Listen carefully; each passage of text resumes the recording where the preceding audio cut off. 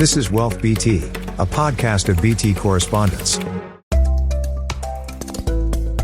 Welcome to Wealth BT, a podcast of BT correspondents, hosted by Genevieve Cua. In this episode, how will markets be in 2026 given how much volatility they endured in 2025? This episode is produced in collaboration with Pictet Wealth Management. It's that time of the year when we gear up for 2026. The tone and outlook are surprisingly positive. Year to date, in mid-December, the S&P 500 has risen more than 16%. And at home, the Straits Times Index has done even better at 19%. Two things I hear from banks and advisors. One, some investors are finally venturing out of fixed deposits. And two, more seem to accept volatility and geopolitical tensions as the new normal. Markets, of course, don't stay still. What's in store in 2026? How should you be positioned? Tech is going great guns. But what of the worries about valuations in big tech names? Welcome to Wealth BT. I'm your host, Genevieve Cua, Wealth Editor of the Business Times. My guest today is Alexandre Tavazzi, Head of CIO Office and Macro Research for Pictet Wealth Management.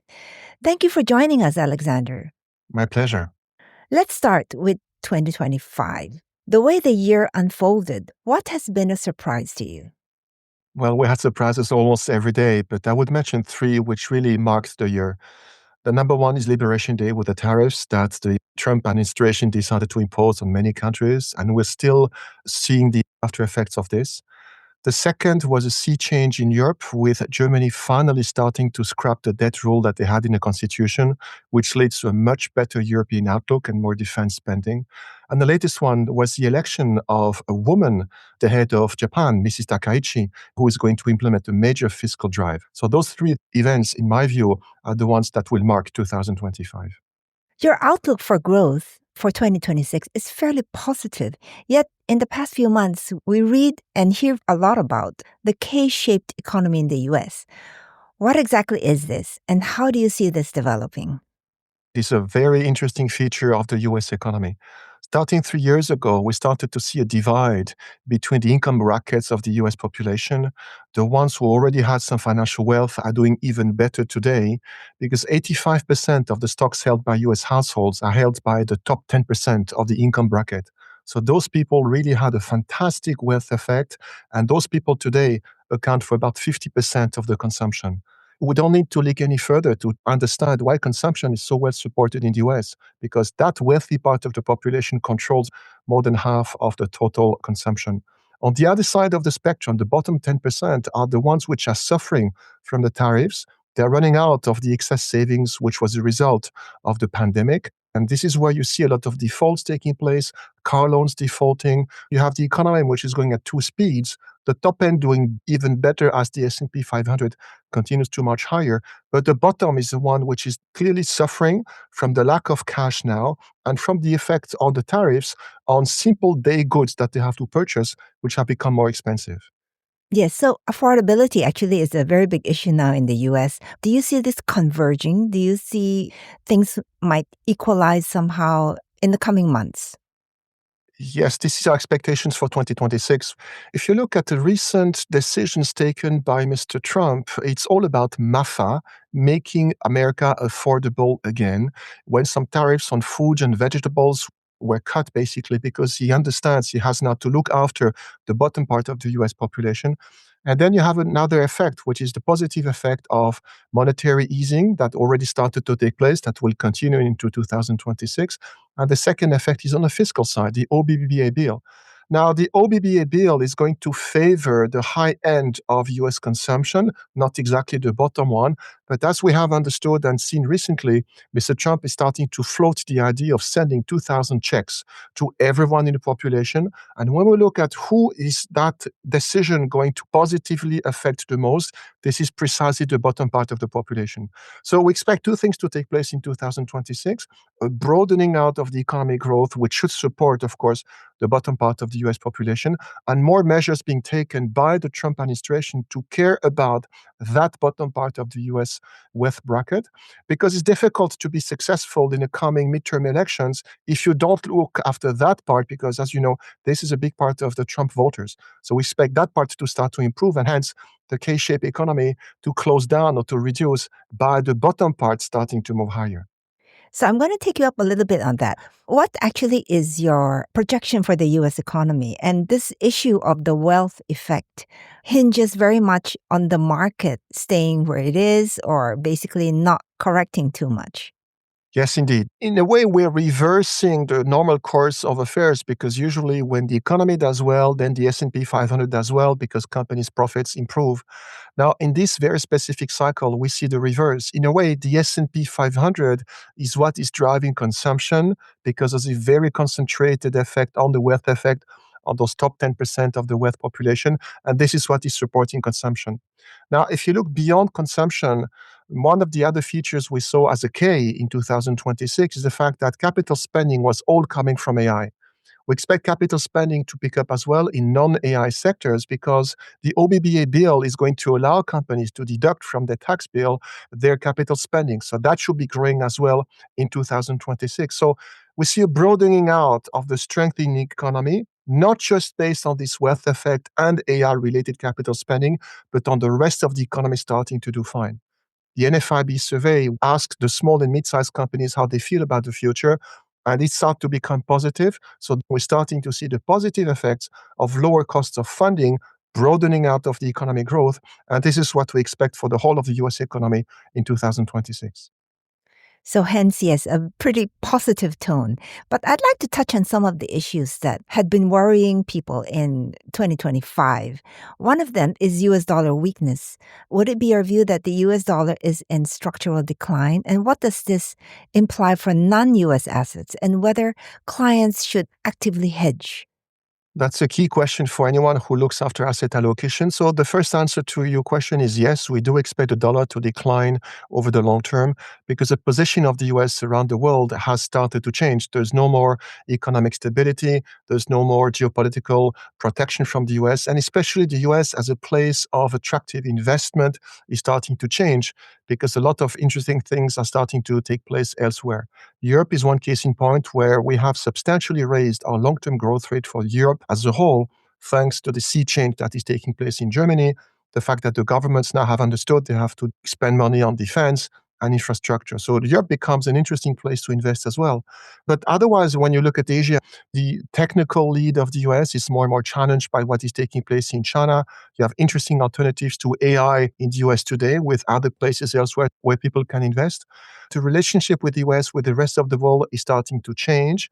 This is one of the reasons why the dollar status has started to change as well, linked to the fiscal situation of the US, which is a worry over the long term. And this is why gold prices have started to move higher.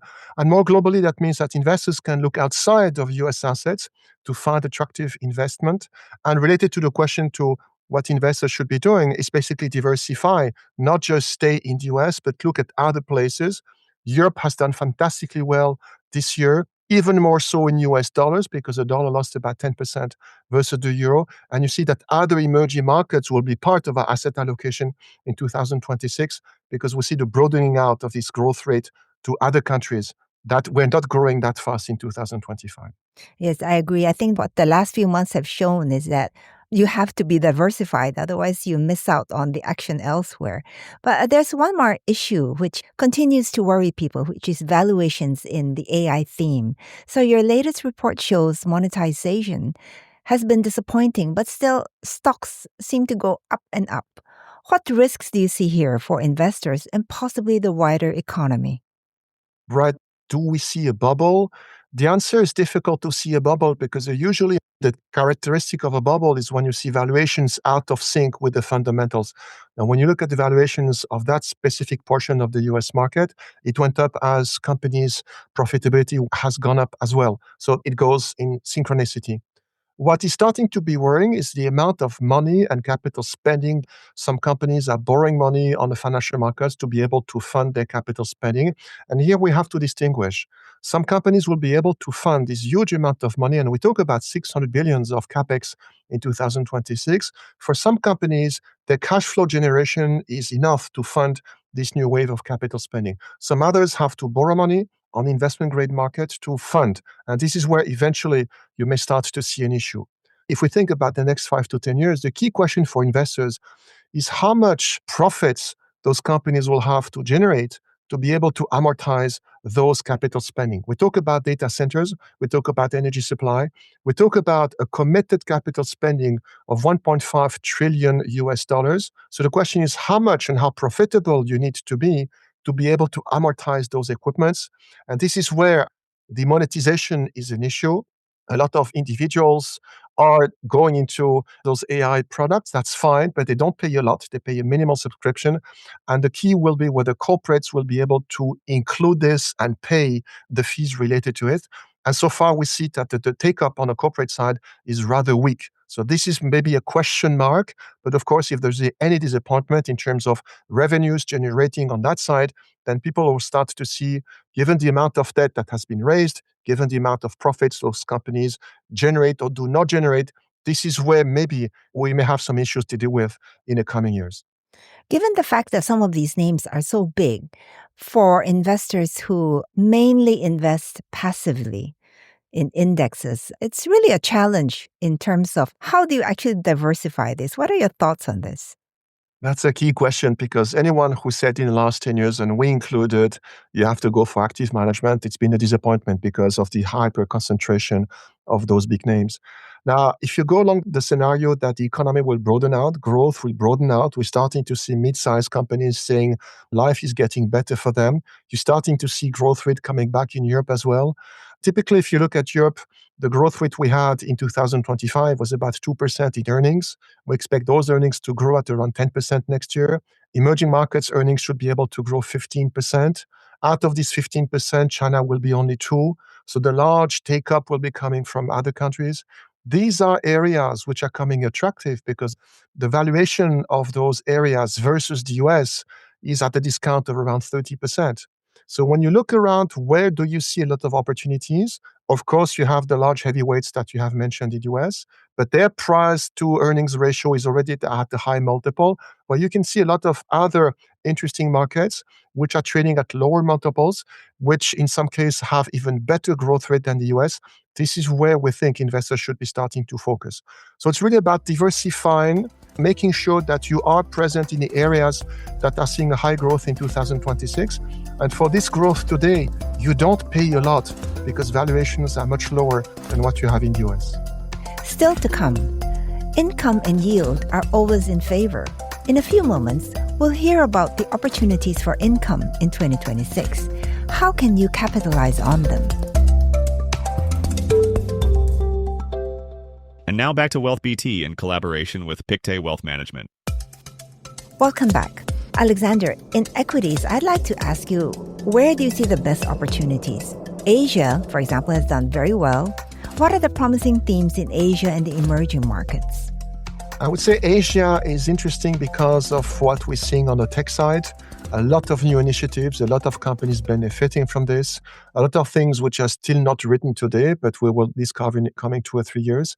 And what is interesting in Asia is that you have a lot of AI-related technology which finds applications at the factory floor very quickly. Meanwhile, in the US, it's all about software. So it gives you a kind of natural diversifications. When it comes to Asia, tech-related sectors are the ones that we like a lot. But second, if you look beyond Asia and other emerging markets, I mean, there's a big race today because you need to feed those huge AI-related investments with energy. So the question is, how can we get around these huge energy needs?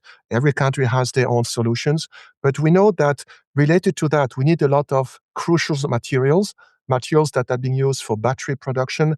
Copper is a key issue today. If you look at how much capacity will be installed in the coming years, there's not enough production of copper around the world to be able to cope with that because you have to link that to the grid. So any country that produces those materials, those minerals, is to be favored. So this is why emerging markets as a whole, we can include Latin American countries, is becoming interested in this environment. You can play Asia for the tech side of it. You can play other emerging markets for what they provide to the rest of the world in terms of these critical materials and minerals. And last but not least, currency-wise, we expect those currencies to be more attractive, to rise against the US dollar. For dollar-based investors, that makes this proposition quite attractive in the equity portfolio. And you also earlier alluded to the returns in the US market actually broadening out beyond the Mag 7. Are there bright spots that stand out here? And we're talking about US now. A lot of mid-sized companies are becoming attractive. Remember that a lot of companies were hurt by the tariffs in 2025. There was not a lot of visibility. Managements had maybe to stop some capital spending, stop some hiring until the picture was becoming more clear. This is where we are in 2026. More monetary easing, so which means the cost of funding becomes lower, more fiscal spending as well, which should allow those companies to grow. And if you think about the first quarter, we will get the growth that we didn't have in the fourth quarter because of the shutdown. So the start of the year should be quite strong. All of those elements tend to favor mid-sized companies in the US, not the small, but the mid-size, which usually have a higher leverage, which are more tilted towards the domestic US economy. And this is where probably the attractive investments are going to be for 2026. Okay, so let's talk about income. There continues to be a lot of concern about fiscal spending, and not just US, because other governments, their budgets are rising. What are the implications here for income, and where can you find the most attractive yields? Yes, we have moved, as you have rightly mentioned, to a place what we say fiscal dominance is number one. We're moving away from monetary dominance to fiscal dominance. Now, what we do expect is a steepening of the yield curves because exactly what you have mentioned, the fiscal aspect of it is what should make long-term interest rates start to move higher.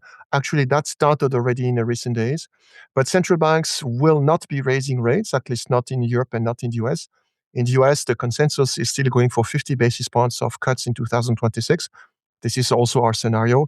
We expect the ECB to stay put. So the short end of the yield curve is going to stay at the same level or even decline in the US, but we expect the long end to start to move on a higher pace because of those fiscal issues. So this is why you have to be careful where you put your feet. And typically when you look at global fixed income investments, we are today underweight in our asset allocation, especially so because of the US. Because when we look at US investment grade today, out of the 5% yield one can get by buying US investment grade, the spread component is only 20% of that. So that's a slim margin in case anything goes wrong. So what we have looked around is what happens in emerging markets again. And when we look at investment grade in emerging markets today, well, number one, the leverage ratio is lower. So the companies have a better balance sheet on average than their US counterparts. And the spreads one can get per one unit of leverage is higher. So not only are you taking less risk with the balance sheet quality of those companies, but as investors, we are better remunerated in currencies that we expect to rise against the US dollar. So when we look at the fixed income area in 2026, emerging markets appear quite attractive to us because of these two very specific components. Given that 2026, there will be a change in who chairs the Fed, we can't really predict, although there are expectations on the candidate, but how much of a concern would this be in terms of, there have been so many issues, questions about Fed independence? This will be a crucial issue for the US dollar and for many US assets because we expect the economy to accelerate in the first half of next year. We're starting to see, according to some surveys, firms starting to pass on the rise in their own input costs to their customers because for quite some time in 2025, there was no visibility.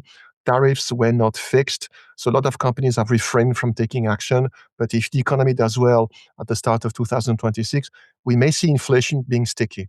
On our view, we think inflation is going to stay between 2.5 and 3%, closer to 3% actually. So if at the same time, whoever comes is perceived and seen as someone who is in favor of a dovish stance, who listens a lot to the White House and who applies what the White House would like to see, then this may become an issue from the market's point of view, because at some point the market may question whether we still need to have a rate cut as the economy does well and the inflation remains sticky. If that is the case and we go into that scenario, then obviously that's going to be an issue from the bond market. You have to expect long-term bond yields to rise as a reaction of the Fed not doing what they should be doing. And then we cannot exclude actions taken by either the Fed or the Treasury to try to control the long end of the yield curve by even purchasing some long-dated bonds. If that starts, it's another restart of QE, but not as we know it, for more technical reasons. This will not go well for the US dollar. Then we have to expect the dollar to be weakened than what we had expected. And let's say hedging against a fall in the US dollar to start to do well. That includes gold prices, which in that case should be doing very well. Yes, I wanted to actually ask you about gold because it's one reason why gold has appreciated so much this year. So basically, you are constructive about gold in terms of clients having a position despite the current high price. Definitely, yes. We have gold and silver in our clients' accounts. We're happy to have those. We have them in physical form because gold is interesting as long as you do not depend on someone to pay you if you want to sell it back. We have a target at the end of 2026 of $4,800 for gold prices. But I have to say it's a natural hedge against anything that could be going in the wrong direction in terms of the fiscal situation. We have talked about the US, which is a clear concern for investors. We can talk about Japan as well, because Japan will implement a major fiscal spending if it goes through parliament. So hence, the correction in the fiscal position of Japan may be curbed or less attractive given that we have this new spending coming in. So this is a worry. Actually, you're starting to see 10-year Japanese bond yields reaching 2% as a reaction to that. The fact that Germany will be spending a lot of money, 1 trillion euros, having to finance about 800 out of this 1 trillion is also an issue. So for all of those reasons, of course, the fiscal aspect will come in 2026. And gold is a natural hedge against investors having to worry about the quality of the balance sheet of their own governments. Alexandre, we've talked often about a resilient portfolio. What does this look like to you for 2026? It's very simple. The motto that we have for 2026 is that we should own things and financial assets that the governments cannot print, which means real assets will be doing fine in this environment. And actually, equities are real assets. Equities are nominal assets. And you can find a lot of debt on the government's balance sheet, but by and large, the corporate sector doesn't have such a high amount of debt. So we're happy to, then actually, we have raised our equity allocation at the start of 2026. Then the number one choice comes from your currency of reference. If you are a euro-based investor, then your allocation into equities will not represent the MSCI World that today has more than 70% in US equities, will be more tilted towards domestic equities. And typically for European-based investor, 70% of his allocation will be in euros. And of course, when it comes to alternatives, that will be in other currencies. The same goes for a Swiss-based client. When you go to a dollar-based client, well, if the dollar weakens, that tends to favor any investment you do outside of your reference currency. So to answer your question, it means for us, we are underweight into fixed income because of the reasons that we have talked about. We are equally weighted in equities, but that means for balance account, it's a 50% allocation. We have real assets, which here can be represented by precious metals, gold included. And within the fixed income and the equity world, we're starting an allocation to emerging markets. So this is a way that we think is going to make portfolios very resilient. And last but not least, you have to include some optionality should things turn in a wrong way, because we know that we're in a world which is dependent on few people taking decisions. If it goes on a wrong way, then you need to have some hedging strategies in place as well. Thank you, Alexandre, for your insights. You're welcome. A new year is usually the time for resolutions, but it seems to me rather than making ambitious resolutions, it's better to make it a point to revisit the basics and build good habits. This includes re-looking at your strategic asset allocation, especially if your circumstances have changed, or you may have a financial commitment coming up.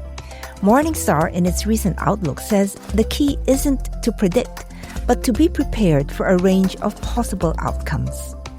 For most of us who are not professional investors, that means to diversify and stay the course. BT Correspondents will be back next week with an episode on transport. Until the next time, I'm Genevieve Cua. Thank you for listening.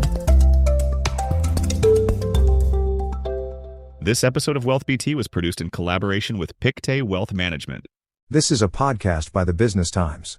Find more BT podcasts at businesstimes.com.sg/podcasts. Or wherever you get your podcasts. This podcast is meant to provide general information only. SPH Media accepts no liability for loss arising from any reliance on the podcast or use of third parties' products and services. Please consult professional advisors for independent advice.